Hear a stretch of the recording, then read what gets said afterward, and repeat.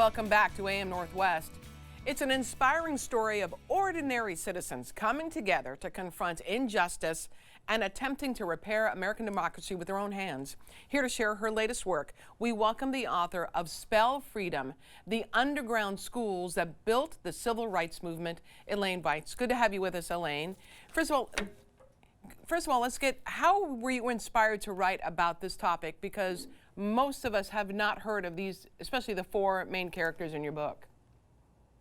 Thank you so much for having me. Yes, I like to write stories about American history and parts of it that we're not as familiar with as I think we should.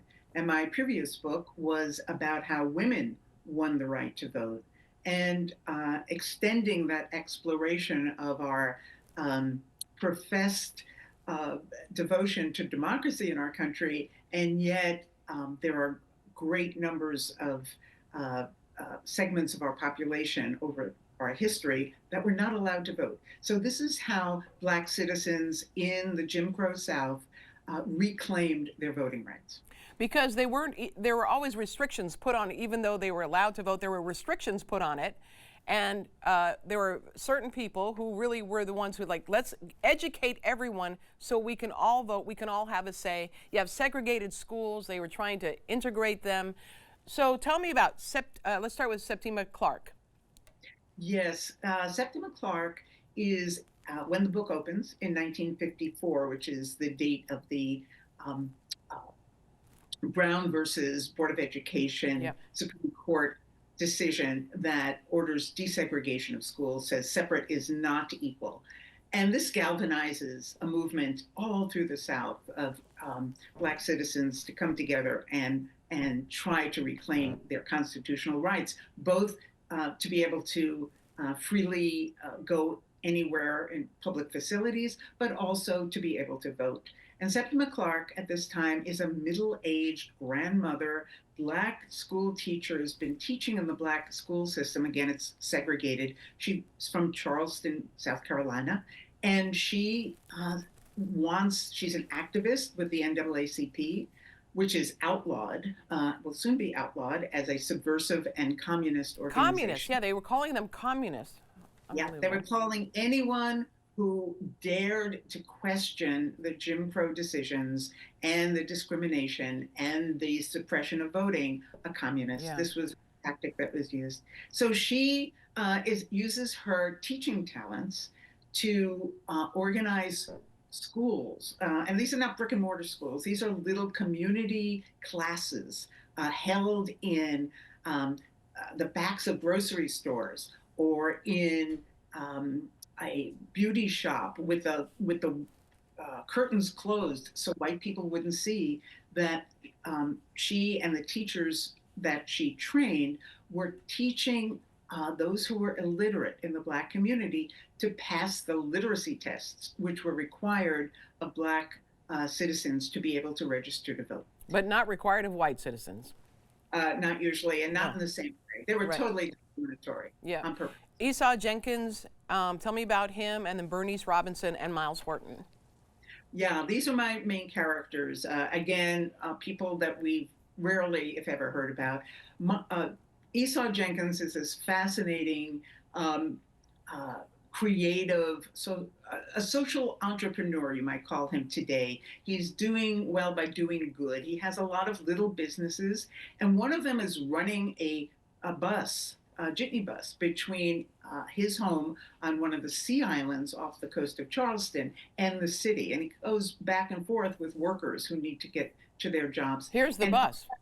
Yes, it's a bus. And he teaches on the bus from the steering wheel how to read the South Carolina Constitution and all the archaic language which is required.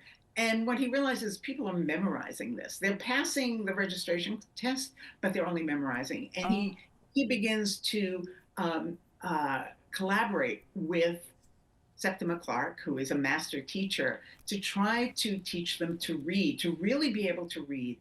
And this is the essence of these citizenship schools, not just to learn to read enough to pass the test. but to be able to be literate, to have that confidence that they are full citizens entitled to all the privileges and responsibilities of an American citizen. And this is so it's a psychological training as well as a literacy training.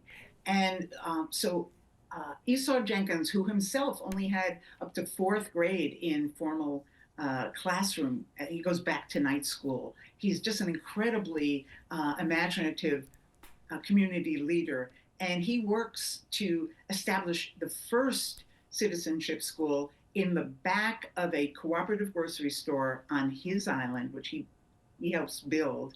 And these classes go on in a secret room behind the grocery shelves.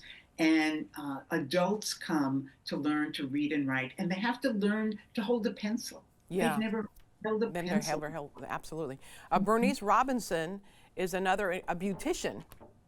Yes, and she has never taught a class in her life, but she's tapped to be the perfect person to be the first citizenship school teacher. And it's because she has this wonderful, accepting personality. And also, as an independent um, uh, businesswoman, she owns her own beauty shop. And she has used the beauty shop as an organizing platform.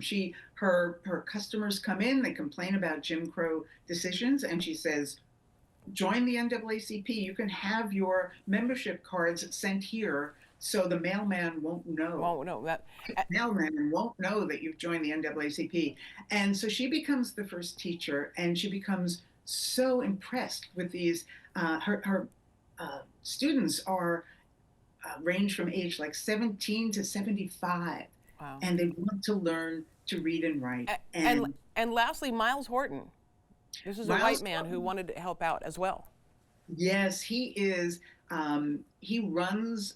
He has founded and runs a training center in the Cumberland Mountains of Tennessee. He is a native of that area. He calls himself a radical hillbilly, and he sees that um, uh, the restrictions and the race tensions in the southern states are holding it back. And he says, we won't be able to progress as a region until we tackle the race problem. Yeah. So he dedicates the school and his work to helping foster an understanding of the damage that these discriminatory both laws and customs have wreaked on the South.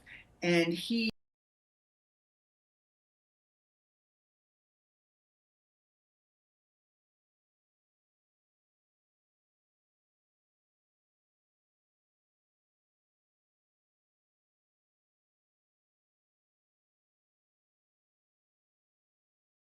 Much.